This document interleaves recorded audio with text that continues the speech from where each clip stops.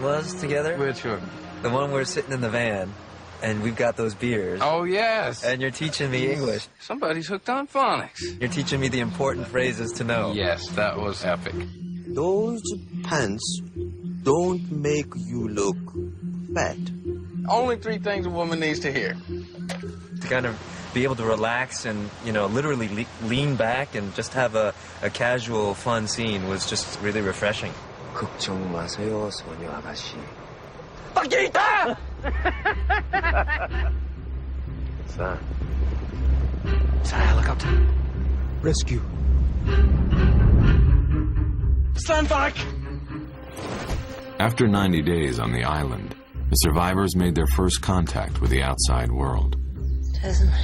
A woman had arrived from a freighter off the coast of the island. The boat was allegedly sent by Desmond's girlfriend, Penny Whitmore, but making contact would be difficult. An underwater Dharma station was jamming all the radio signals from the island. The question is, how do we get it to stop? I'll do it. For me, the most shocking episode was the one that dealt with Charlie's death. Charlie obviously was a very likable character. I'll be fine, Claire. Don't worry about me.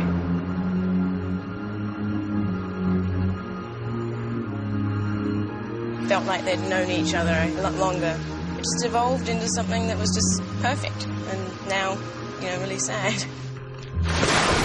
Charlie went down to the underwater station and turned off the jamming signal, giving his friends a chance to call for help.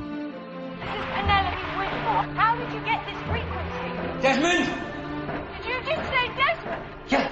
Hey, are you on the boat? What boat? I'm not on a boat. One of the hardest things for us to do as storytellers on Lost is to kill characters.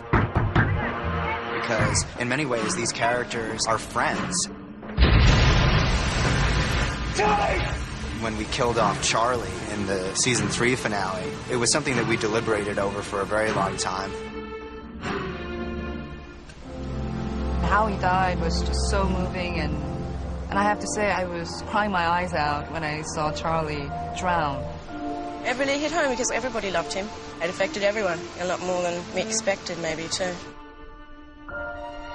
When we actually went into the editing room, the moment when Charlie actually dies was this profoundly upsetting thing. It felt like losing a loved one, even though it was just pretend. What is it? Charlie just got us rescued. With the signal cleared, the call for help was finally answered. I'm one of the survivors of Oceanic Flight 815. Can you get a fix on our location? Hell yeah, we can.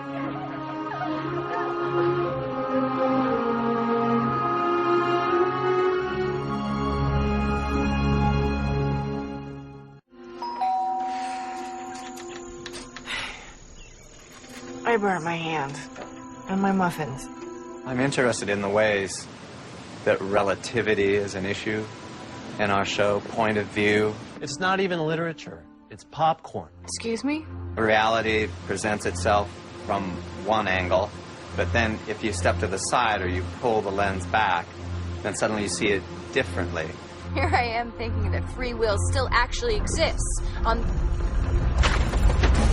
6 seasons of Lost have taught us that not everything is what it initially appears to be. I always say to people when they ask me about the show, what you see is not necessarily what you get.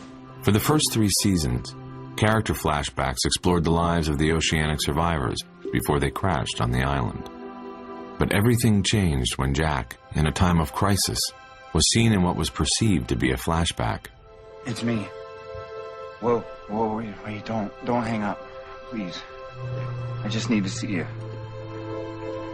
But when Kate appeared, Lost took a giant step to the future and shattered the expectation that the survivors would not leave the island before the end of the series. We were not supposed to leave. Yes, we were.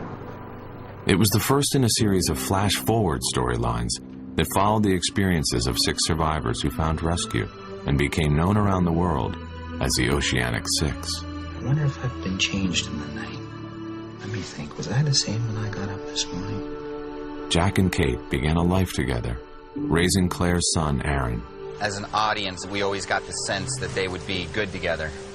I'm so glad that you're here. That episode with Kate where they're sort of living in a world where they're in love and they're going to get married. Of course I have millions. Things seem to be really beautiful, but underneath that is this thing pulling at Jack. It was like the island was destroying him from afar. I think Jack and Kate struggled as much as they did because ultimately Kate was not Jack's purpose in life, and Jack wasn't Kate's purpose. You can't do this. If you have problems, you need to figure them out. There's nothing more sad and tragic than two people that you really feel would have been great together, but the circumstances that they find themselves in doesn't really afford itself to having the opportunity to make a really good, pure connection. And the circumstances that led to Jack and Kate's eventual departure from the island all began when a chopper arrived from the freighter. Who are you? I'm Daniel Faraday. I'm here to rescue you. Faraday was a physicist who came to the island with a science team and their pilot Frank Lapidus. But rescue was not their primary mission. This is Charles Widmore, the man whose boat is parked offshore. Charles Widmore was once the leader of the others, before he was banished from the island by Ben. I'll be seeing you, boy. Widmore sought vengeance, so he sent the freighter to the island, which also carried a team of mercenaries to capture Ben. Let's go, Freckles. Seen enough of this rock. Jack and Sawyer led a group to Widmore's freighter, but the chopper began leaking fuel. I'd feel a hell of a lot better for a few 100 pounds lighter. Hey. So Sawyer made a fateful decision. I wonder how much of a relationship Kate and Sawyer were supposed to have. In that pilot, when we did that little gun scene and I pulled her in close. Little girls like you. They were all talking about, the chemistry there. I don't know if that gave them any ideas or if they had all that planned already. All we've been through on this damn island, we deserve something good. I always felt in their flaws they were well matched. But there is a sort of sweetness about two people who know how to stumble together, as opposed to two people who know how to fly together. Sawyer! How heroic is that for a character? That kind was of say, extremely heroic. You know, we're not going to make it. I'm jumping. It's just like Josh in real life, actually. It is. I'm like that. I'm a giver. Sawyer made his way back to the island, where Ben had escaped the mercenaries. Thank you for coming, Richard. And descended into an underground cavern in a final attempt to protect the island. The chopper reached the freighter, but it was rigged with explosives. Where are you going? Just below with Michael. I know, there's no time. I won't leave him. Every time we get separated, it is memorable to me because I often think, well, maybe this is it. I think it was one of the hardest scenes I had to shoot.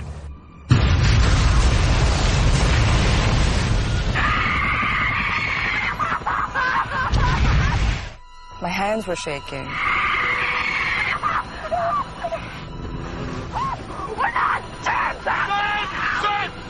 It's gone! That might be the last time they see each other, so it was significant. And significant for Sun in that she believed that Jin was dead. Lapidus! Fly us back to the island!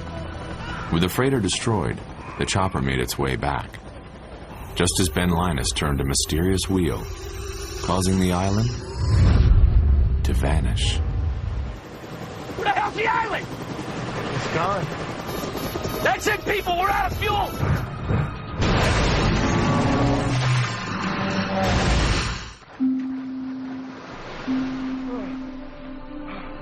What are you doing here? Decided to take a dip. But I hope Lost is mainly remembered as a character-driven show But you're celebrating. I'm not celebrating. that dealt with human issues. That our boat? It was. That really opened your mind to different perspectives that you hadn't thought of before. I have a sneaking suspicion that it might stand alone. I wouldn't be surprised if you look back on it, 10, 15, 20 years from now and say that was kind of a one-time thing. Well, John, welcome home. In terms of creating a world you can escape, escape is television. I don't think it gets any better than this.